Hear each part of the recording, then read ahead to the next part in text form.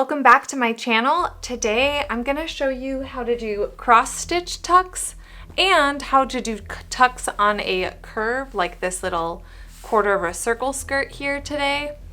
If you have not already seen the first part in my series where I talk to you about how to do different types of tucks, pin tucks, go check that video out because I'm actually not going to show you how to tuck these before we do the technique. It's going to be kind of jumping off from that. And then this one we'll do the deep dive all the way from cutting this fabric to doing our tucks on this. You can see my marker is still even on this because this marker takes about 24 hours to disappear. So yeah. With that being said, let's get started on these guys right here. It feels so soft and squishy and lovely. Okay, so we are going to be starting with cross-stitched tucks. And I accidentally filmed this and drew on it. So, well, not accidentally. I forgot to hit record, so I apologize that it is already drawn on. But essentially, I have stitched my spaced tucks for 1/4 of an inch. So I basically marked an inch and then I just sewed 1/4 inch from the fold, and that's how we got here. This is 14 inches wide, so I drew a line 7 inches in and then 3.5 inches in. So these are going to be our marking or our sewing lines. If you are going to be putting this on a pillow or on a quilt or anything like that and you want to add your border, you could do that now. Just don't be like me and not leave any space at this bottom. I was listening to music and I got distracted and I did not leave any space at this bottom one. So I do apologize that I didn't leave this open, but basically right now would be the best time to add a border to this if you're going to. If you're gonna sew this into a garment, you can totally do this technique, set it aside and then stitch it up together later on if that's what you want. It's really just your own choice and your own preference and depending on what your project is. So yeah, we are gonna go take this to the machine, so let's go. Here we are, and we have basically 3 different lines, and we're gonna sew on those lines going different ways to create this effect. The first way that we're gonna go is we're gonna bring our, the first is gonna be the absolute hardest. So we are gonna bring the stitch length up to, I'm going to start at a 3, and if that's just not doing it for me, I will bring it up to a 4. But we're going to pull our stitch length up just a tad, and then we're going to push our, I almost called them puckers, we're going to push our tucks towards us. So I'm going to drop this down, back stitch like I normally would. Now I'm going to sew going against the tucks, so this will fold all of the tucks backward. I will move my hand, and I actually am going to switch angles in the next shot. So I'm going to be folding these all backward, and then this line next to it, I will actually sew down it going with the tucks, and then I will go to the third one, the third line, and sew against the tucks. Okay, so now, yes, I'm trying this other angle. We'll see if this is successful. We will run into the wall. But now we're gonna try this last one, and we're gonna go, once again, the opposite direction of our second one, like the middle row right here. So let's try this. So that middle row, I did stitch down going with the tucks, so the way that I pressed my tucks, I stitched that down, and later on I decided I didn't love the way that looked, and I thought that we could make it a little bit more dramatic. So we do later on down the road take that stitching line out and redo it. So I took this middle one out, and I am not like exactly I'm not exactly halfway between this middle one and this one, but I'm close. I eyeballed it, and we're gonna do a straight line down this, and then we're gonna do the fold backward down this purple one, the purple line, and then another straight line down here and see how that looks, because, you know, experimenting and things. It sounds fun, right?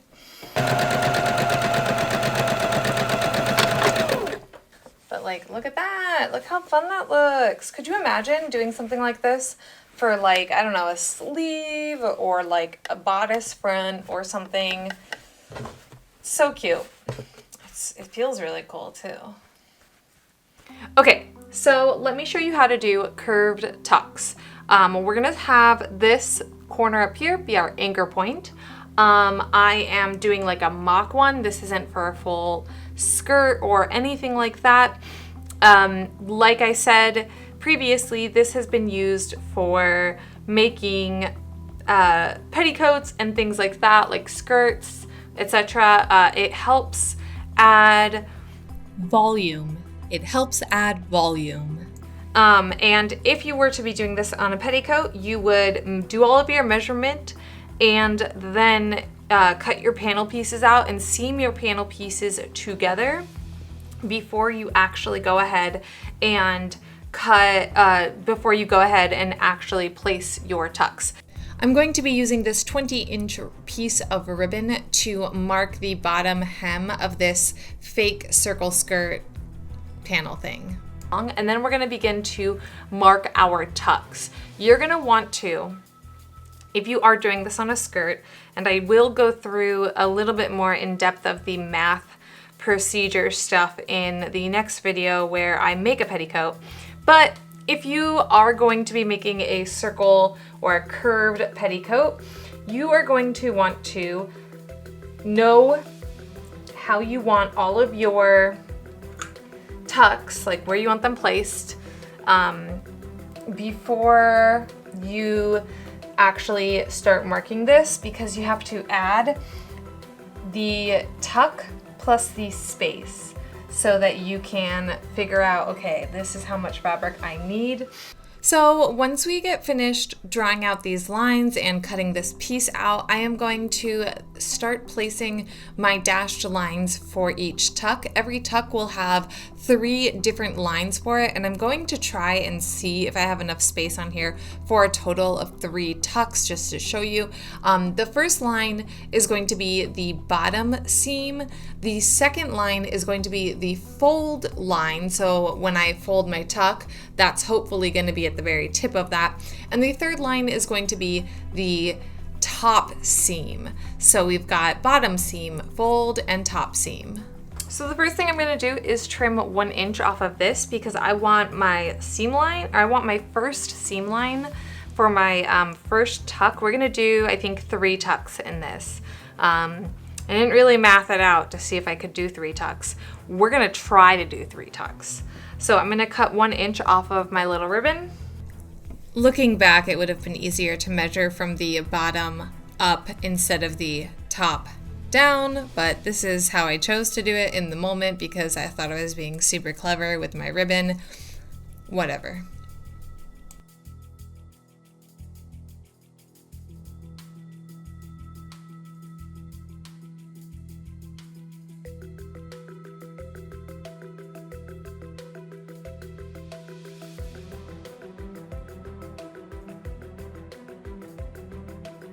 Okay, so now I'm going to take this over to my iron and crease just the tip of the fold with my iron. All right, so let's...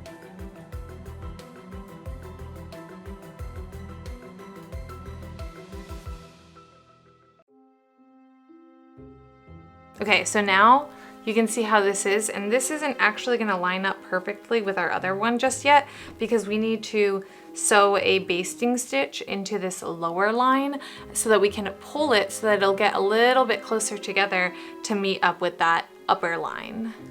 Now that I have my basting stitch in there, I'm going to use the edge of a pin to start pulling up some of this basting stitch. This is going to kind of gather the fabric down a little bit so that it'll fit neatly in with the top line. So the line above the fold is actually technically shorter, and so we need this to get gathered so that it will meet up with that line, and so that we can sew this tuck together. And I will do this all the way around. It's a lot like when you sew horsehair braid into the edge of a skirt. Once you've flipped that braid up, you have to gather the top of it because it is essentially the circumference or the length of the circumference of the skirt inches away from wherever you have it. So that's kind of why that this is important. Once I get all the way around, we will sew it down. Now that it's sewn down from the back side, I am going to steam press this edge up, and then I will actually flip it to the front and do the same. Something that is just worth noting, if you're doing any kind of circle skirt, it's really important to make sure that you let the circle skirt panels hang before you actually cut them. Or not cut them, before you actually sew them together and then start doing this technique. I'm having major warpage, but hey, you know, this is just supposed to be a demo on the tucks, whatever. It doesn't make them look perfect, but you get the gist. All right, so this is where we are at with our curved tucks. Just two notes about doing this technique. If you are to ever do this technique, make sure you let your fabric hang overnight. I would say at least 24 hours. 48 is probably a little bit better because what will happen is this part right here is technically biased, and so you can see it stretches.